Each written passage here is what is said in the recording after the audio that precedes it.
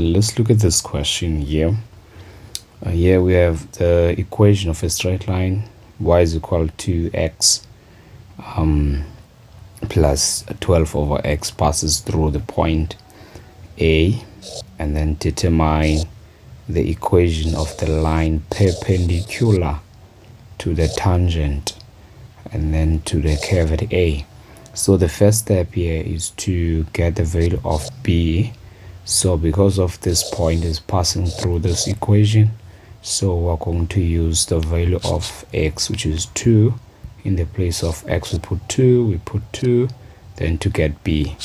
All right, yeah, here we go. So in the place of x here, we have substituted with 2 and 2. Now I want to get the value of y, so that y here is going to be B value. Then here's the value of B. Now the next step is to derive this equation. By deriving this equation, we are getting the gradient, or determining the gradient. So since this equation, this one, is having y is equal to x plus 12 over x, so when we derive this, we're going to have dy over dx, because it's having y as the subject of the formula. So that means for us to get the gradient, we have to find the derivative. So we're going to derive this equation over here to get the gradient.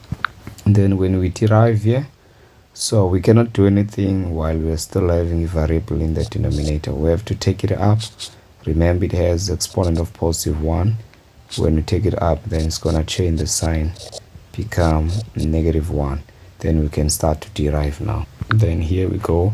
The next step is to drop this variable in the denominator, and then we change the sign of the exponent to become positive. Now we are done. But we know that we have the value of x. So the value of x that this point of A is passing through, it is 2. So we're going to take the value of 2 and then we substitute it here, then to get the gradient.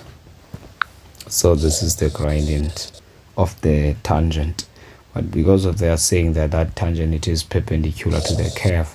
So if it is perpendicular, so that means the m of that gradient of the tangent multiplied by that one, which is perpendicular, must give us the negative 1. So we have to check the inverse of negative 2. Of course, going to be 1 over 2. Wonderful. Now we have obtained the gradient of the perpendicular line, which is this one. Then we're going to use the equation of a straight line, and then to get the value of, in fact, to get the equation. So I will be using this point here. 2 is to 8. So that point that is passing through, and then we substitute it here, and as well as the gradient, and then we get the equation here.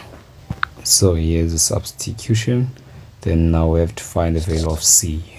Now we are done determining the equation. So this is the equation that we were required to calculate here. Yeah, simple as this one.